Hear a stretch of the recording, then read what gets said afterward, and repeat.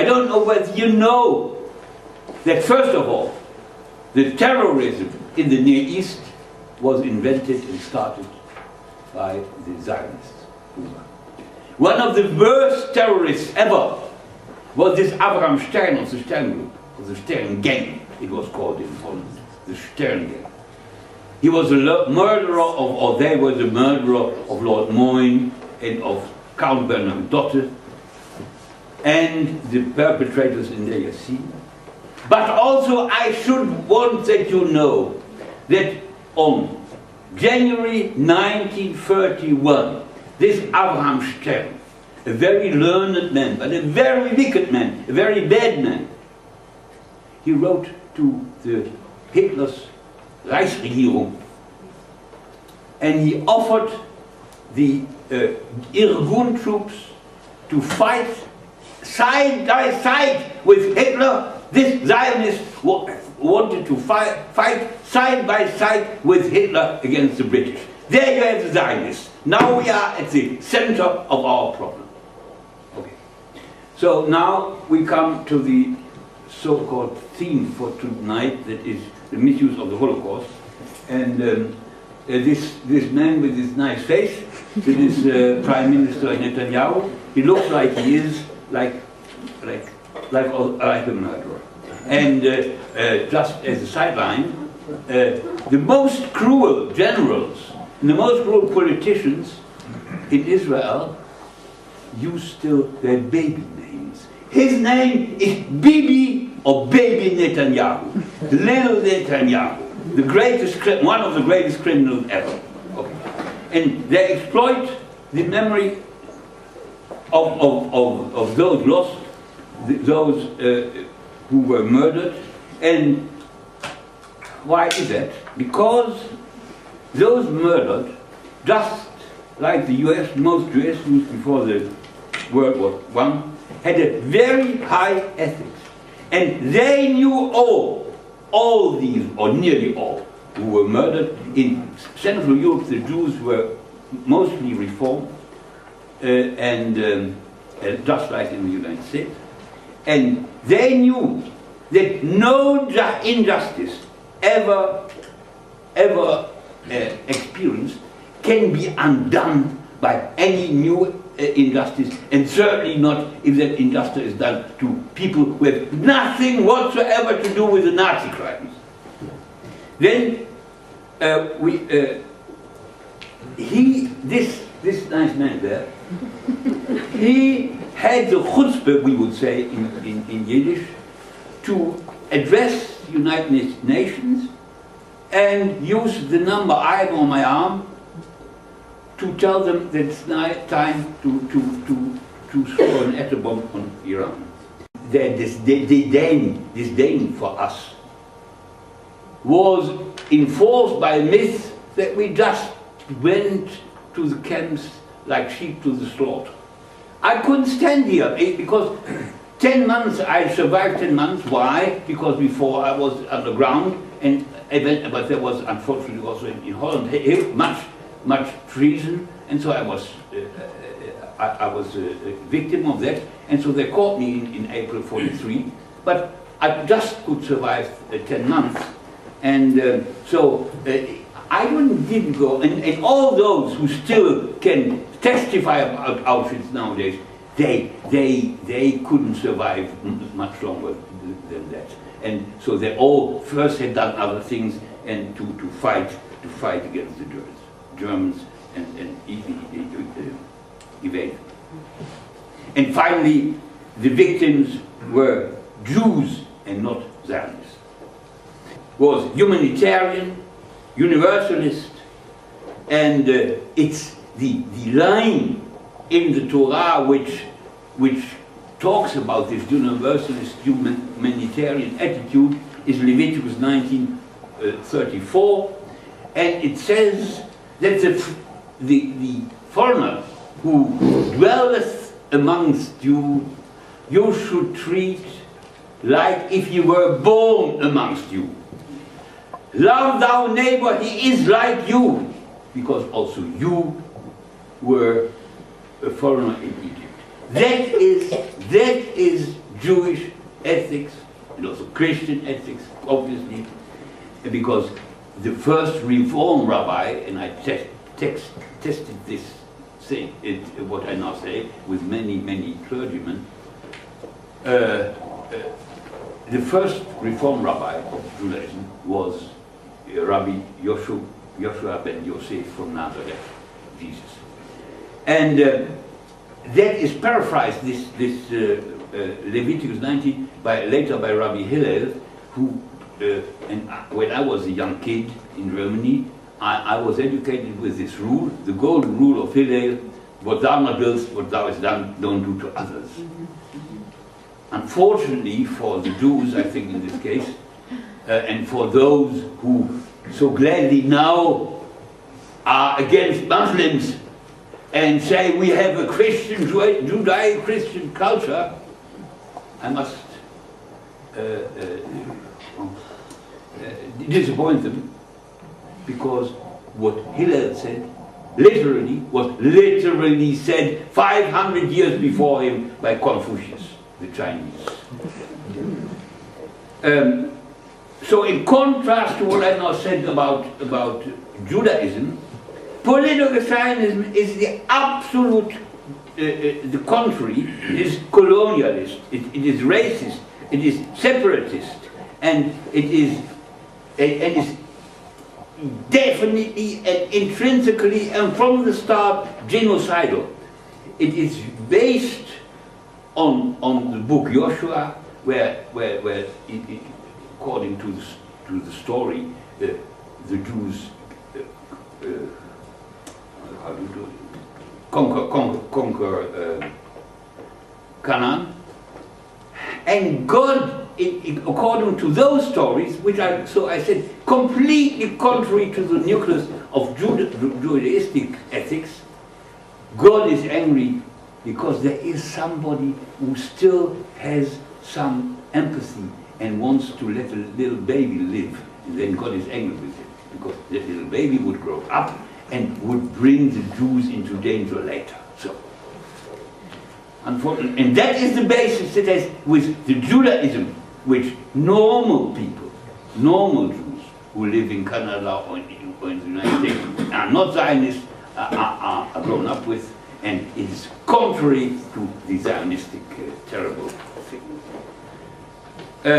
Why? How could Zionists come about? Unfortunately, it is around 1900 there was virulent European anti-Semitism, and now I come to the third speaker, or to the other my other colleague, Alan, who talked about new anti-Semitism. That is absolutely, why don't you, I mean, in the medievals they talked about how many angels can dance on the spire of a church. There is no new anti-Semitism, because anti-Judaism and anti-Semitism was always used against the group without any political power whatsoever, let alone with an atomic bomb in their trousers. And so, so the Jews were completely without any answer to the anti-Semitism, besides trying to learn a lot, besides trying to be honest, most of them in the Western countries in any case. So there is no new anti-Semitism. There is a myth, because you can't use the word which was used for centuries, or for thousands years, about 1,000 years, about the group who was completely without any weapon. You can reuse that word, not with the people with the atomic bomb in their pocket. Well, okay. So now, at the turn of the century, of the 19th to the 20th century, of the 18th to 19th. So the 19th to 20th century, there was due to the emancipation of the Jews in Europe, which was started by Napoleon, the French, so by the French General Napoleon, who became later Emperor Napoleon. The French brought the emancipation to Europe, so Jews could, after him, he conquered large parts of Europe, and Jews after him could have other professions. They could be lawyers and doctors and what have you.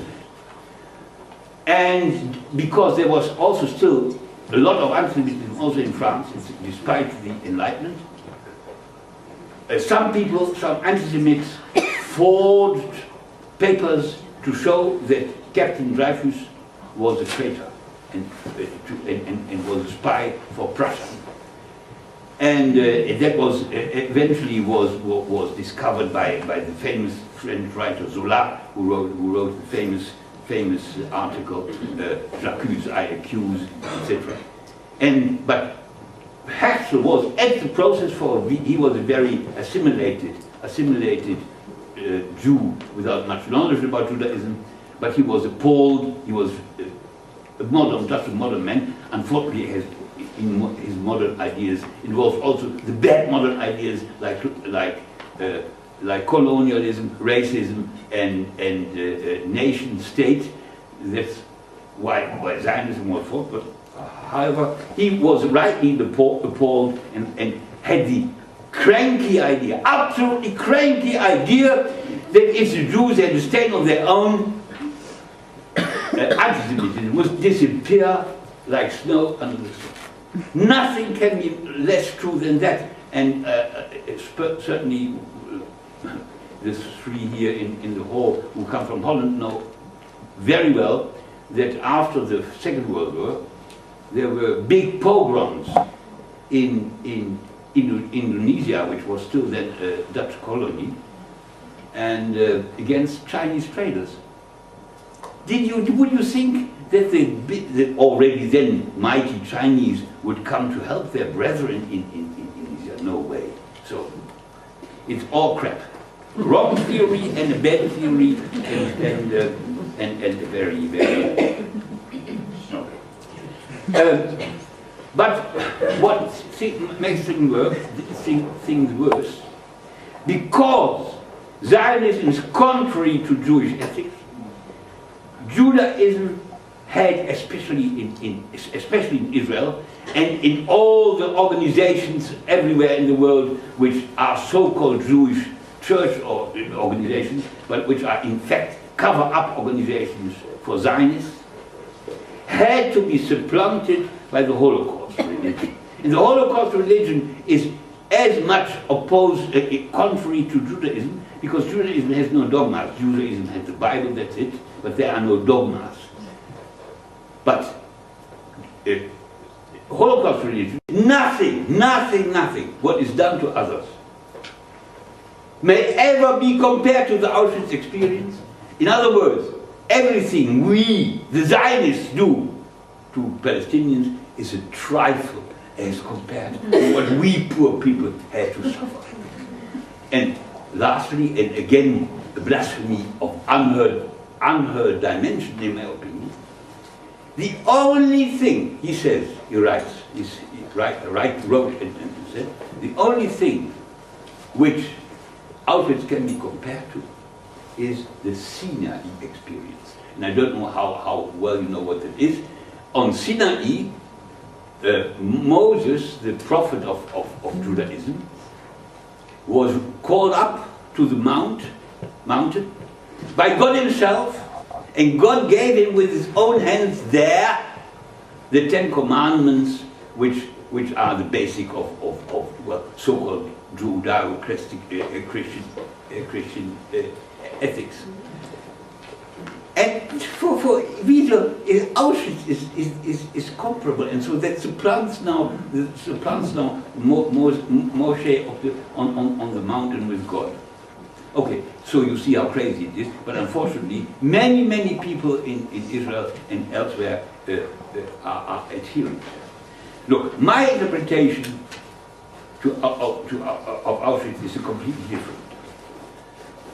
I know that, first of all, there is the empathy, so being with people, so trying to soothe pains and suffering of people who suffer is absolutely human, and more than human. It is now, new studies have proven that it is also with mammals and even other animals. They help each other in order to diminish suffering.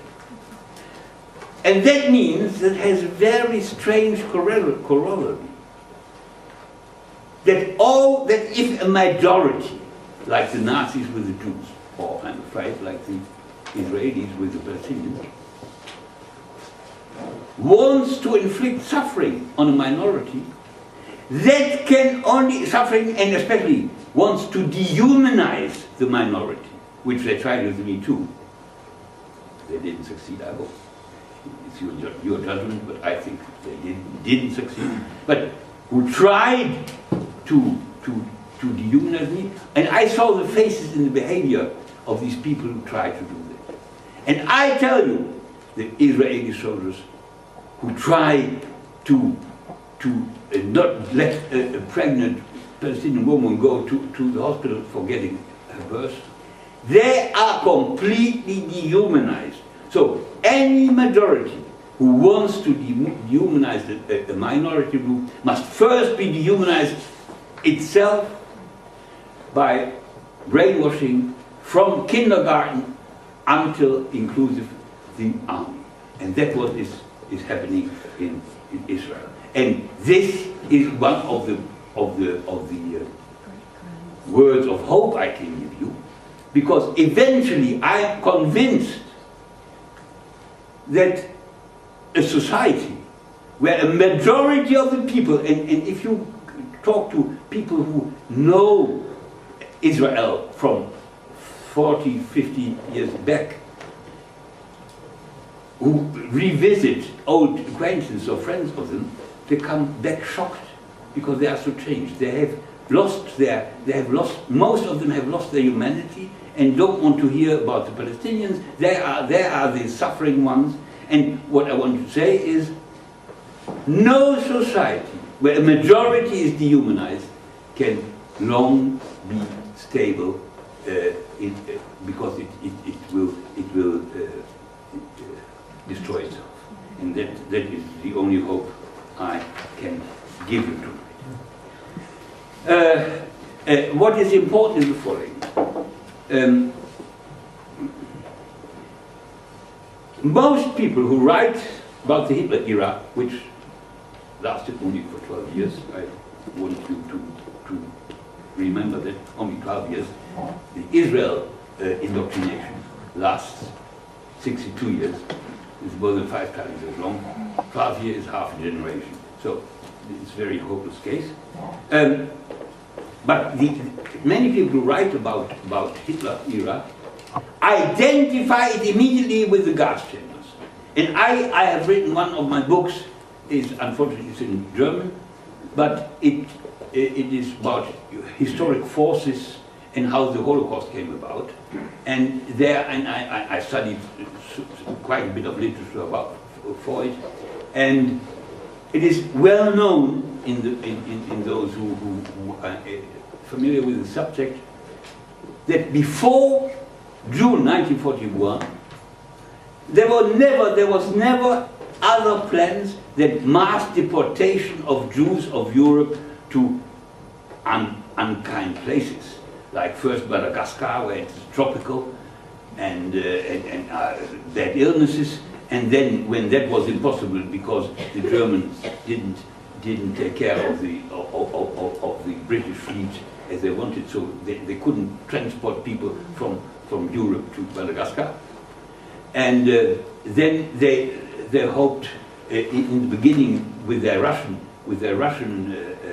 activity, they advanced fast, and they hoped to be able to reach the gulags, which were empty by that time, or nearly empty.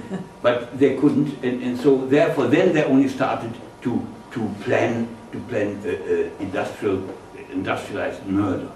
But even so, they knew that because, for instance, the German Jews, like my father, I mean, they served in the army in the German army in World War I, and he was a soldier at the Eastern Front and was wounded and became ill and eventually he died from that. But whatever, at least after being deported to the Regenstadt. But whatever, there were many Germans who were not anti-Semitic. That is, I know the Canada. I don't know it all. I have been often in the U.S. And I remember when I came in the 50s, when I worked for Philips. When I came to the U.S., there were hotels where Jews were not allowed. That was so. In that respect, Germany was the United States was certainly about as anti-Semitic as Germany before Hitler, if not more. That I can't judge. But in any case, so the Germans were afraid that if the non-Jewish Germans would see mass deportations, they would rebel. And so therefore there was a very good preparation where of years between 33 and 41, where the dehumanization in propaganda and in the news of the Jews were systematically performed. So systematic discrimination, dehumanization, then different laws for Jews and Aryans, arrest without warrant, indoctrination through propaganda, school books, comparison with insects, bacteria, and cancer, and especially also new restrictions of nearly all professions again closed, so that they would impoverish and so go by themselves, or be even more despicable, because if you are poor and non-cared for, you are not liked very much. And if we now compare that with what happens in Palestine and in the occupied territories, they prepare for mass deportation. The other day, this terrible Dutch anti-Islam chap, Wilders, who is a personal friend of this even more terrible Lieberman, the Minister of Foreign Affairs in Israel. They had a talk in our paper. It was very extensively. This talk was described, and Lieberman said, "Look, don't worry, we can take care of them, because Palestine is already there. It's Jordan, so we only need buses, and then there they go to Palestine." So that is, and that is absolutely is long known. Already 2 or 3 years ago, there was a big warning by professors, Jewish professors from Israel, who said we are preparing for mass deportation, and we should be careful. Okay, so that is very similar to what the Nazis did with the Jews. The only thing which will not happen is indeed gas chambers. We'll do it. And I want to say, then I come to my last slide. Shulamit Aloni, who was a minister of education in Israel some years ago, or many years ago, wrote an article in Haaretz under the title, "We don't need to have gas chambers to commit genocide." And I said before to her already that I think even making it impossible or very difficult to get an education is a slow form of genocide, let alone mass deportation or what have you. So that is, everything of this sort is genocide. Okay, my final conclusion now. Modern enlightened Judaism developed in 19th and early 20th century and spread over mid-Europe and the US is humanist and universal. Political Zionism is the opposite. It has only one single aim, and political Zionism is the politics which, in the name of Zionism, is performed by the Israeli politicians every day. And that single aim is this: maximum of soil, of surface in Palestine, with no Palestinians on it. All the rest about peace is only there to throw you or send into your eyes, so that you get the impression that there is still some hope. I don't, besides the hope I gave you, I don't think there is any hope. This peace process is one big eyewash, nothing else, nothing else. And and I'm afraid that US and US and Europe play a very bad role in this too. I don't know about Canada. Worse. And political Zionism is the opposite, is nationalistic, exclusive, colonialist and racist, and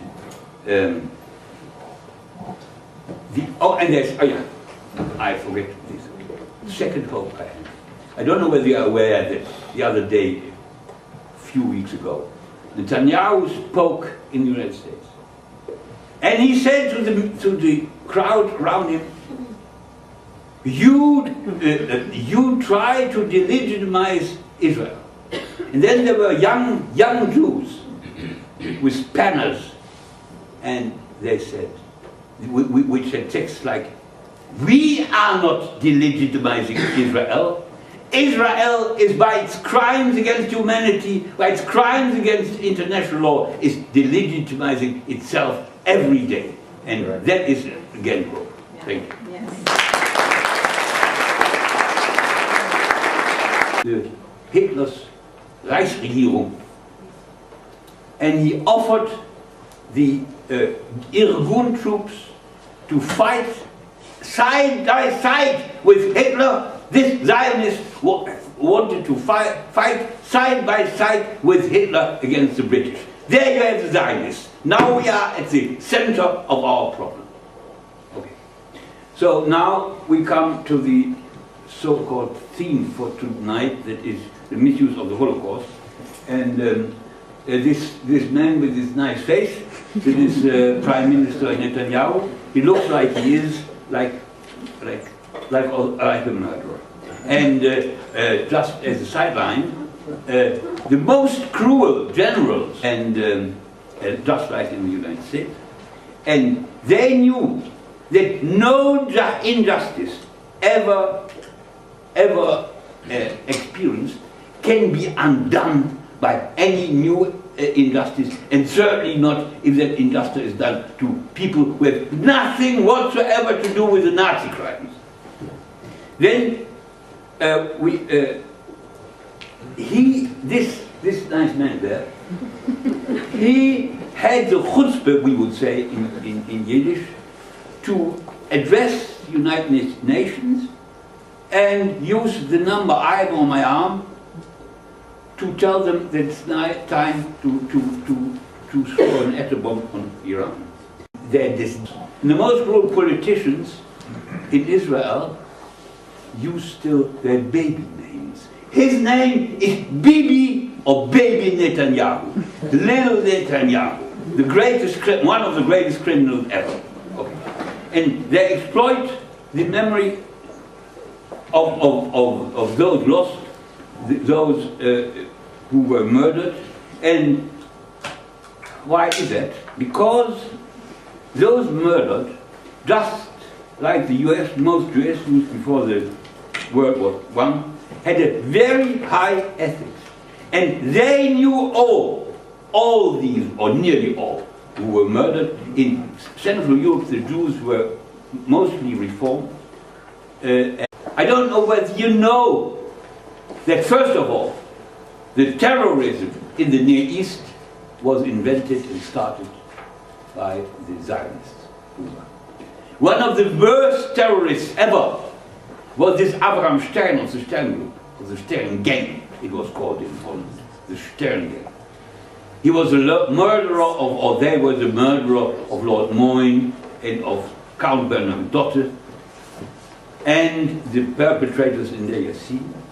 But also I should want that you know that on January 1931, this Abraham Stern, a very learned man, but a very wicked man, a very bad man, he wrote to the disdain for us, was enforced by myths that we just went to the camps like sheep to the slaughter. I couldn't stand here because 10 months, I survived 10 months. Why? Because before I was underground, but there was unfortunately also in Holland much treason, and so I was a victim of that, and so they caught me in April '43.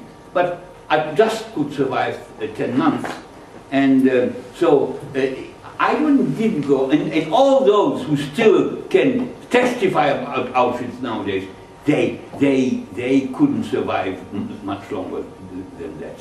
And